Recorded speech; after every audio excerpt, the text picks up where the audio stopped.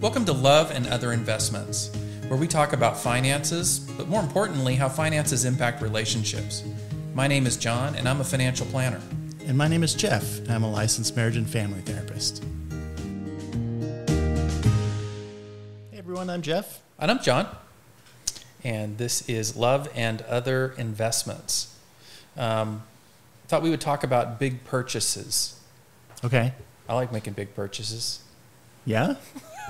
Actually, I don't. They terrify me. They always have an element of fear, I think. I have this really strange thing my wife and I talk about all the time. Everybody has buyer's remorse at one point in time in their life. Yeah. I have mine before the purchase. It makes it hard to purchase. Oh, yeah. We like to travel occasionally, and every time we want to buy something, whether I'm researching, I'll buy a car about every 7 or 8 years and, start 2 years ahead of time doing the research. I'm totally like that. And same way with vacations and everything. I totally nerd out on it. Yeah, the problem is by the time that I get actually to the decision point, I've already totally regretted my purchase. But then does it work out after? More often than not, it does. Okay. But there's just this maybe I should talk to you about that. Sure. Okay, but let's talk about disclosures right now. Since you reminded me, I am not your therapist, nor am I any of the listeners' therapist. That's totally fair. And I know you're not their financial advisor or mine. Yeah, so in my other life, I do, financial advice and financial planning. And we're going to talk about some of the broad ideas surrounding how you, in a relationship, think about and prepare for making big purchases. Now, what's a big purchase? A big purchase, typically we're talking about a home, we're talking about a car. I would say for just rough definition, just for today's argument, just to kind of help you play along, Jeff, let's say that a big purchase is something more than 2 months' worth of income. Okay. Or something that you're looking to finance for more than a year. Okay. So if you finance it for less than a year, it's not? For the argument, these are not professional designations. You can't find these in Webster's or anything like that. But it kind of gives a context to what we're talking about. Okay. You can spend a bunch of money on a weekend and get in trouble for that at home. Don't get me wrong. Sure. But it doesn't typically have the same power as buying a house. The commitment level isn't as long. So let's get into it a little bit.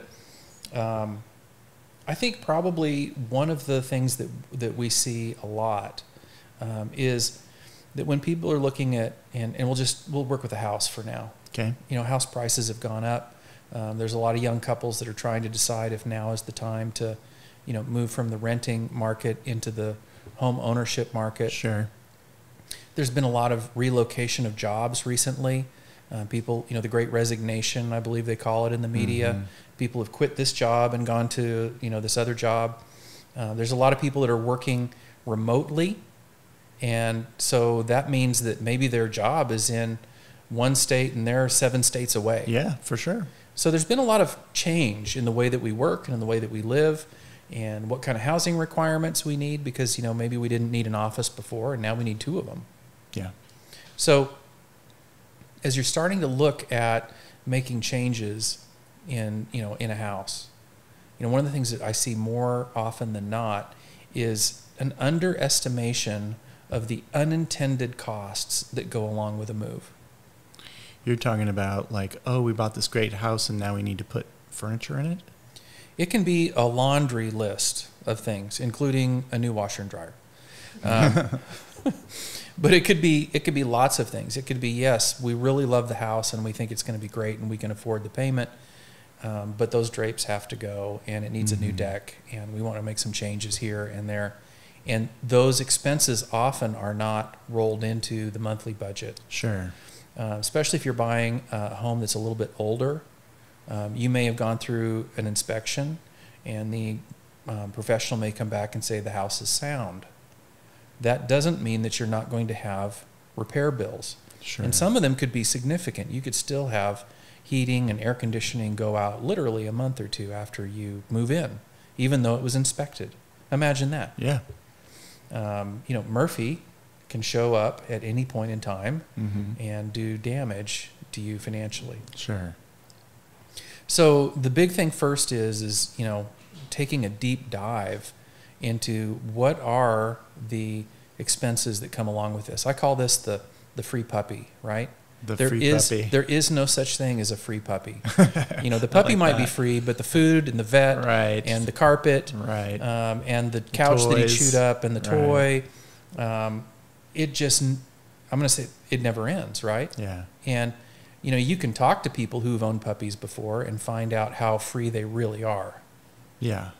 And you can talk to friends who've moved into homes. You can talk to realtors who've moved into homes, and you can get family members that have moved into homes, and you can get an idea of what some of these unexpected things that quite frankly shouldn't be all that unexpected. And a lot of times we're giving up a lot of our savings for down payment money. Mm-hmm. But the other thing that we need to think about is that when we sign up for a mortgage, whether it's 15 years or 30 years or whatever your mortgage structure that you're looking at, is you are making a commitment to make that payment every month for all of those years. Right. You're not saying what your monthly budget's going to be now. You're saying you're having a big impact on what your monthly budget's going to be 14 years from now. Right. And I think, if that's one of those things that you really need to measure twice before you sign up for that. Does that make sense? Absolutely. And I think that gets us to, we'll talk about the second biggest purchase that we make, which would be, autos, because we typically buy those on time also. And I think especially with what we've seen in the auto markets recently, with prices going up and availability going down, there's almost kind of like a panic when you have to go get a car of, if I don't get this one, then I'm going to miss out. Sure. And the payment, the feel of scarcity, and the payment's $100 more than I thought, or maybe the payment is $150 more a month than I thought. Is that really that bad? And until you kind of figure out, hey, what's the insurance on this going to be? What's the gas? Has gas gone up for you a little bit? Gas has gone up quite a bit. For everybody. Yes. So, I think we're back to, everything kind of has other costs associated with it. And it doesn't take too long of $50 here and $100 here a month, and you find yourself in a position where the amount of discretionary income that you had is now not as available as it was before. Mm-hmm. And if you make that discovery into the second or third payment of 60 months, right, that can really create some havoc. You're reminding me that on the last car purchase I made, I searched online for total cost of ownership. Mm-hmm. And that helped me get the numbers you're talking about, not just the cost of the monthly payment for that car, but what's it going to cost to insure, and what are the maintenance costs, and what are the doodads I want to get, like the rubber mats, and how much it's going to cost to wash that car, and so on and so forth. It kind of sounds like I'm sucking the joy out of the fun of just going and buying the thing. Sure. And I kind of am. And, that's called being a responsible adult, right? And it may be the reason we may have just suddenly discovered why it is that I have buyer's remorse before I ever get the thing. Right. Because just all the responsibility around it is so much more expensive than you thought it was going to be, right? But, we've done one already on inflation, and we've talked about how much more expensive things have recently become. Yeah. And I have this current working theory that most families in America haven't really explored what inflation has done to their bottom line over the last 6 months. Yeah. They know things are tighter, but my guess is they probably have, if they didn't have credit card balances before, they've now got a small one. If they had one before, it's now slightly bigger.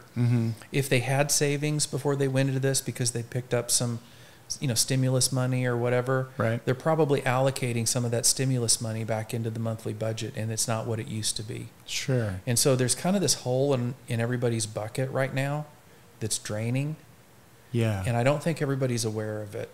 Well, and I totally get why. I mean, I was a kid and probably not super aware of it at the time, but I think the last time interest rates were this high was maybe the 80s. Does that sound right to you? No. Okay, tell me. Okay, so just because I'm a geek, I can tell you that mortgage rates in the late 70s and the early 80s were on the verge of 12 and 13%. That's crazy. Yeah, and you could get 10% on a CD down at the bank. Also crazy. Also crazy. Yeah. We don't want that again. Right.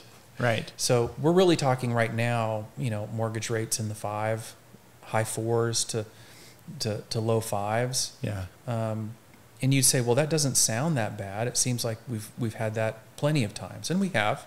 And in fact, it's much more long-term normal. But if what you were used to before was 2.5 to 3, and now it's at 4.5 to 5.5, you're really talking for an average home, you're talking about as much as $1,000 a month of extra expense just to cover that debt service. Uh-huh. So yeah, it is painful, but it's painful based on the change. Right. So I think one of the things that has to happen is couples have got to get a better sense of where their money goes on a monthly basis. And it needs to be current. And it needs to be somewhat comprehensive looking back. Yeah, we talk about this idea a lot, finding your financial location, which means being able to know in a detailed way, in an accurate way, where your dollars are being spent, and having them appropriately categorized so you can look at those categories and know exactly what they mean, and also know how much dollars are coming in to the penny, like in detail. Yeah, and the worst feeling in the world is realizing that you've signed up for something. You've signed a contract. And by the time you figure out exactly where you really are after you've signed that contract, you realize you probably shouldn't have done that. Yeah. It doesn't take too many $100 per month to tip most families into Pain and debt. Mm-hmm. Most people are really good at signing up for expenses and building a financial culture around the money that's coming in. Mm-hmm. And when you have what we have right now, which is the double whammy of the things that you used to be able to buy for less are now more expensive, Mm-hmm. and the thing that you need now, which is maybe a car, maybe a house, things have gotten more expensive. Right. Let me say the house thing there, just another different way of saying it. If you move from one town to another because of a job change, and you're going from a house that is the exact same price between these two homes, but you're having to unload a mortgage that had a very low rate on it and go to the current mortgage rate, you may be buying the house for the exact same value, but your monthly payment is not going to be the same. And most of us don't have the wiggle room without a significant improvement in income to pick up an extra $1,000 a month. Right. And again, when you move in, it's not just the payment. It's all the other stuff. Yes. And so I think there has to be some real clarity. And I think people have to really be on the same page. And, how many times have you signed a contract with your spouse where one of you was the primary driver on the financial decision around that contract? Sure. Not an optimal situation to be in. No. You both need to be on the same page of what is this going to do Right. to our monthly expenses. Right. Because it's not going to do it just to the first month. It's going to do it to every single month that you're on the hook. Right. And if you're not on the same page, then you just signed a contract that's creating tension in your relationship for however many months that contract is good for. Right. So if it sounds like what I'm trying to do here is scare you a little bit, maybe Okay. It's not so much to scare you as just to Well, to have your eyes open. buyer beware. That's an old idea. Sure. You don't want to do damage to your financial situation just because. And not just your financial situation, but your relationship. You don't want to do damage to your relationship. Right. So this one's going to be pretty short, but I think the thing that I really want to point out is we're looking at any time that we're going to sign our name on a dotted line to sign up for payments. Anytime we're looking to finance something, especially in the world that we live in right now, which has so many moving parts, and quite frankly, almost all of those parts are getting more expensive. It's a really big, important time to be aware of how much room in our budget do we have. Have we inadvertently started actually taking on more debt recently than what we thought? Are the costs of the things that we're currently using getting more expensive, and are we aware of it? It seems like what you're saying is determining your financial location is more important now than it was, although it was important then too. Because if inflation and interest rates are impacting our everyday purchases and we're not paying attention, then we're adding dollars to our expenses and maybe not knowing that. So if on top of that we are then going to buy a car or a home, we might be in more trouble than we realize. My wife does this loving thing where I'll lay my keys on the counter in the kitchen, and a lot of times she'll go hang them up on the hook. I don't use the hook. She uses the hook. So, I know where my keys were when I left them, but that doesn't tell me where they are right now. Yeah. And I think a lot of us are doing that with our budget. I know where my budget was 6 months ago. I know what it cost us to live a year ago. I know there's been inflation, but I haven't really done the work to see how it's impacting us right now. Yeah. And what is that doing to our financial structure? And I need that information right now to make decisions, especially if those are going to be multi-year decisions or significant financial decisions that are going to impact the amount of reserves that we keep as a family. Yeah. So take a look and get in there and figure it out. Be aware and be wise about these decisions before you make them. Have open conversations with your Lots of conversations, and bring other people in who can kind of help you understand what some of the unexpected expenses might be that go along with these things. For sure. So there you go. I hope that helps. Hey, thanks for listening. Please leave us a review and follow us so you don't miss an episode. If you'd like to learn more about us, please visit relational-media.com.